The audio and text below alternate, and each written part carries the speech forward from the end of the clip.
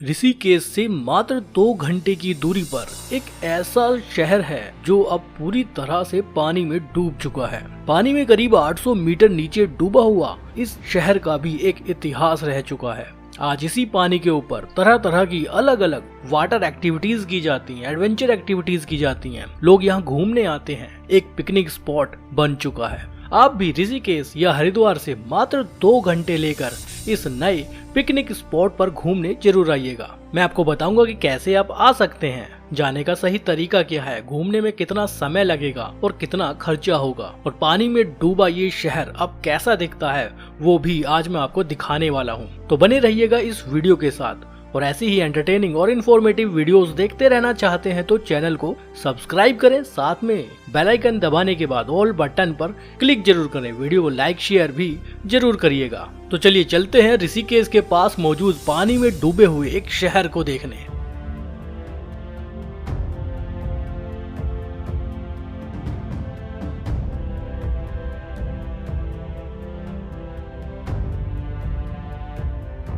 पानी में डूबे जिस शहर की मैं बात कर रहा हूँ वो है पुराना टिहरी। ज्यादातर लोगों को नहीं पता है कि टिहरी गढ़वाल भी एक टूरिस्ट प्लेस है। यहाँ काफी संख्या में रोजाना टूरिस्ट पिकनिक मनाने आते हैं। एक अच्छा खासा पिकनिक स्पॉट बन चुका है। लोग ऋषिकेश आते हैं, हरिद्वार आते हैं, देहरादून, मसूरी, धनोल्टी घूमकर चले जाते हैं। लेकिन इन सभी जगहों से मात्र 1 से 2 घंटे का सफर करके आप टिहरी गढ़वाल घूमने आ सकते हैं। बहुत खूबसूरत जगह है। अब मैं आपको बताता हूँ कि यहाँ कैसे आया जा सकता है। टिहरी का नजदीकी एयरपोर्ट देहरादून में है।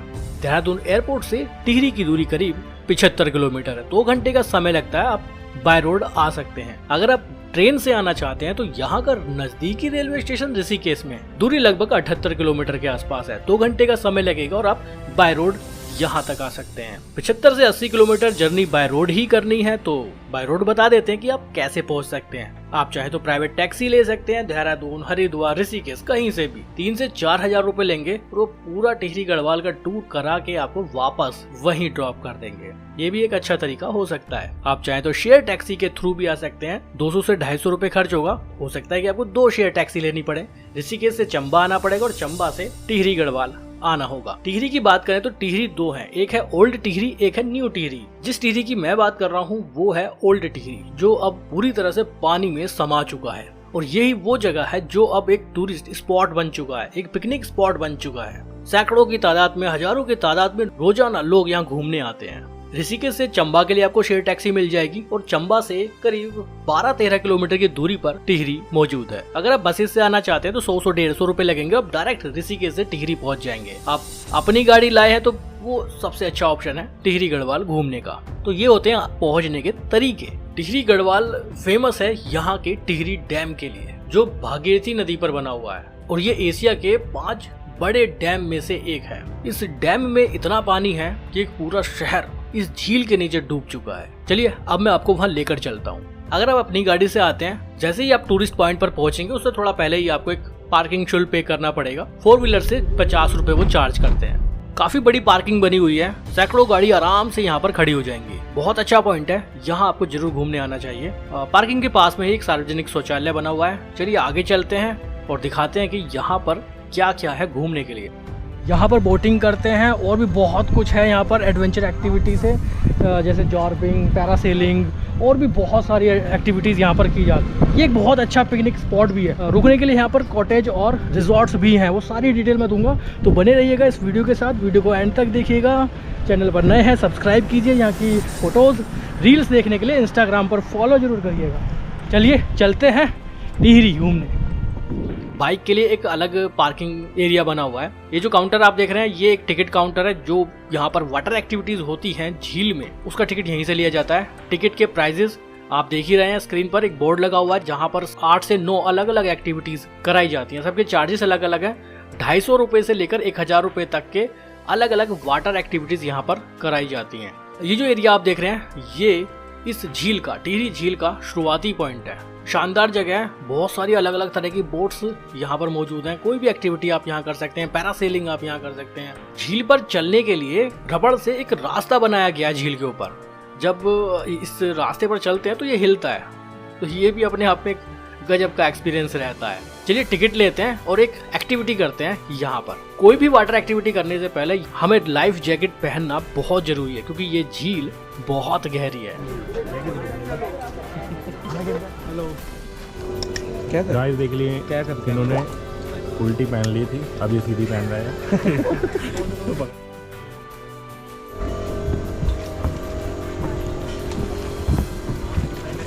तो अभी हम जा रहे हैं टिहरी झील में बोटिंग करने, शिकारा राइड। तो ये कुछ टिकट है, शिकारा राइड करने आ गए हैं। इससे झील की गहराई बहुत ज़्यादा है, 800 मीटर तक गहराई है। तो हम जम्मू कश्मीर गए थे, श्रीनगर में हमने शिकारा राइड की थी। लाइफ जैकेट पहनी हुई है। ये कुछ टिकट है। जो व्यू आप देख रहे हैं ये टिहरी झील का है। सामने ऊंचे ऊंचे पहाड़ हैं, नीचे ये झील है और आसपास में काफी सारी बोट्स मौजूद हैं। हम शिकारा राइड कर रहे हैं। तो फ्रेंड्स, टिहरी झील में शिकारा राइड करने आ गए हैं, वो भी मोटर से चलेगी। वैसे काफी सारी यहाँ पर बोट्स हैं, अलग अलग रेट है। पूरी प्राइस लिस्ट मैंने आपको दिखाई, आगे भी बताऊंगा। ऊपर से कवर्ड है, धूप नहीं लगेगी। झील बहुत गहरी है। ये मैं आपको झील के नीचे का व्यू दिखाता हूँ, पानी के अंदर कैसे नजारे हैं।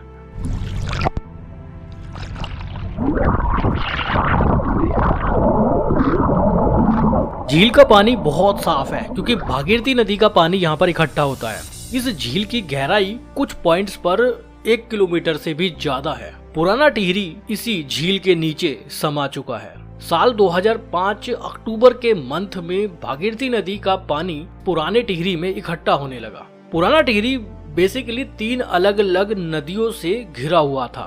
साल 2005 में यहाँ पानी आया और फिर डैम का एक गेट खोला गया और पूरा शहर पानी में समा चुका। हालांकि इससे पहले पूरे शहर को खाली करा दिया गया था। यहाँ पर एक घंटा घर हुआ करता था, जो अब पूरी तरह से पानी में समा चुका है। टिहरी झील बहुत बड़ी झील है। यहाँ पर शिकारा राइड करने का भी एक अलग ही अनुभव रहता है। हम शिकारा राइड यहाँ कर रहे हैं। कश्मीर श्रीनगर में भी आपने बोटिंग की होगी, शिकारा राइड की होगी, उसका एक अलग एक्सपीरियंस रहता है। और यहाँ पर शिकारा राइड का कुछ अलग एक्सपीरियंस रहता है। कैसा अनुभव रहा अभी तक? कैसा मजा आ रहा है? मस्ट विजिटिंग जगह है ना? हाँ, बिल्कुल आना चाहिए, एक बार जरूर आए। बिल्कुल, फैमिली को भी साथ लाएं, दोस्तों के साथ अगर पिकनिक मना रहे हैं तो भी आए। इनका मजे लो। ऐसी फील आ रही है जैसे हम जम्मू कश्मीर गए थे। श्रीनगर में हमने शिकारा राइड की थी, शिकारा बोटिंग की थी, कुछ ऐसा ही है। लेकिन इससे झील की गहराई बहुत ज़्यादा है, 800 मीटर तक गहराई है, तो थोड़ी सी ज़्यादा डीप है। लाइफ जैकेट पहनी हुई है, रिस्क नहीं है, एंजॉय कीजिए। अलग अलग तरह की बोटें हैं यहाँ पर। झील के इस नज़ारे को देखकर बिल्कुल नहीं लगता है कि एक बहुत बड़ा शहर इस झील के नीचे दबा हुआ है, इस झील के नीचे समाया हुआ है। घंटाघर आप समझते हैं कितनी ऊंचाई होती है घंटाघर की, वो भी इस झील के नीचे समाया हुआ है। आसपास के पेड़ देखकर भी लगता है कि झील की गहराई बहुत ज्यादा है। एक काफी बड़ा डेवलप शहर इस झील में समा चुका है। पुराने टिहरी की बात करें तो करीब 190 साल तक ये शहर यहाँ मौजूद रहा। 190 साल पूरे होने के बाद ओल्ड टिहरी, पुराना टिहरी पूरी तरह पानी में समा चुका। आज उसी पानी के ऊपर हम शिकारा राइड कर रहे हैं। तो आप भी इस खूबसूरत एक्सपीरियंस को, एक अल्टीमेट एक्सपीरियंस का अनुभव ले सकते हैं। एक मेमोरेबल जगह, आप यहाँ आइए, फोटोग्राफी कीजिए, वीडियोस बनाइए, रील्स बनाइए, यादगार जगह रहे। सामने आप ये पेड़ देख रहे हैं, कितने ऊंचे ऊंचे पेड़ हैं और लगभग पेड़ की चोटी हमें देखने के लिए मिल रही है। अब आप इसी से अंदाजा लगा सकते हैं कि इस जगह भी कम से कम 50 फीट के आसपास पानी मौजूद है। हालांकि कुछ पॉइंट्स पर टिहरी झील की गहराई 1 किलोमीटर तक है। इस बड़ी सी झील में एक पूरा शहर समाया हुआ है। बहुत शानदार ये अनुभव रहता है। यहाँ पर बहुत सी अलग अलग एक्टिविटीज कराई जाती हैं। पैरासेलिंग आप यहाँ कर सकते हैं, मोटर बोट में आप सैर कर सकते हैं। 30 मिनट मोटर बोट में अगर आप यहाँ घूमना चाहते हैं तो 30 मिनट से 60 मिनट के अलग अलग राइड होती हैं, जिसमें एक बंदे का 300 से 500 रुपये चार्ज लिया जाता है। स्पीड बोट में भी 15 मिनट या 30 मिनट का सफ़र कर सकते हैं, 500 से 1000 रुपये उसमें भी देना पड़ता है। जेट स्काई आप यहाँ पर कर सकते हैं, 250 से 1000 रुपये एक बंदे का चार्ज है। जेट अटैक आप यहाँ एंजॉय कर सकते हैं, 10 मिनट का सफ़र रहता है, 500 रुपये एक बंदे का charge. Bumper ride, banana ride, ऐसी बहुत सी अलग अलग एक्टिविटीज़ यहाँ पर कराई जाती हैं। सबसे ज़्यादा फेमस है यहाँ की शिकारा राइड, मोटर बोट और पैरासेलिंग। अगर आप पैरासेलिंग करना चाहते हैं तो 2500 रुपए एक पर्सन का लिया जाता है, और शिकारा बोट में आधे घंटे का 250 रुपए और 60 मिनट का 500 रुपए एक बंदे से चार्ज किया जाता है। गर्मियों में यहाँ पर सुबह 9 बजे से 7 बजे तक घूमने आया जा सकता है, और सर्दियों में अगर आप आते हैं तो सुबह 9 से 5 बजे तक ये जगह टूरिस्ट के लिए खुली रहती है। बहुत शानदार पॉइंट है।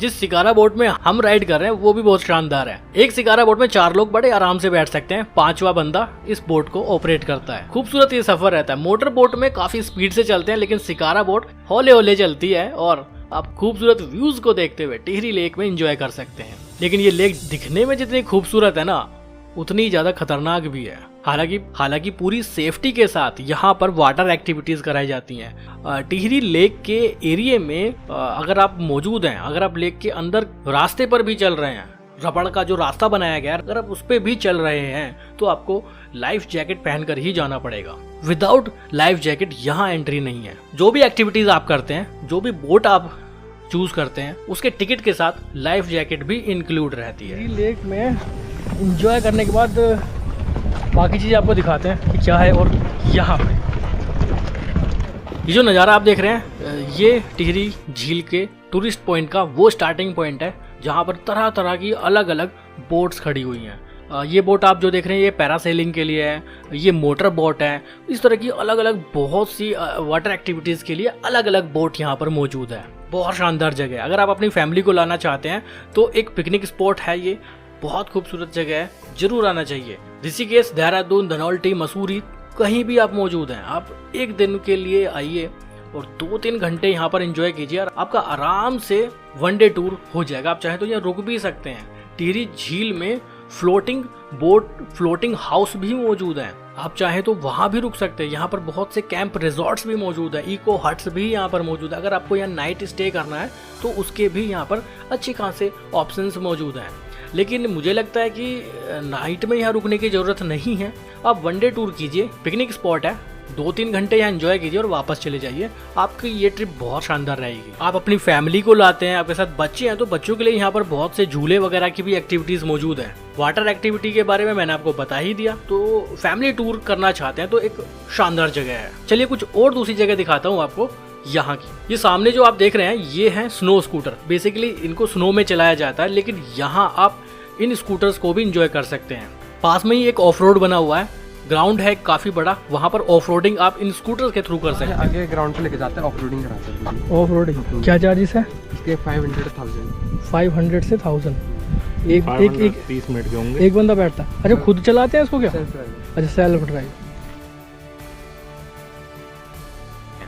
खाने पीने की बात करें तो इस टूरिस्ट पॉइंट के पास में ही काफी सारे फूड स्टॉल बने हुए हैं। आसपास के मार्केट की बात करें तो इस टूरिस्ट पॉइंट से करीब 15 किलोमीटर की दूरी पर न्यू टिहरी मौजूद है।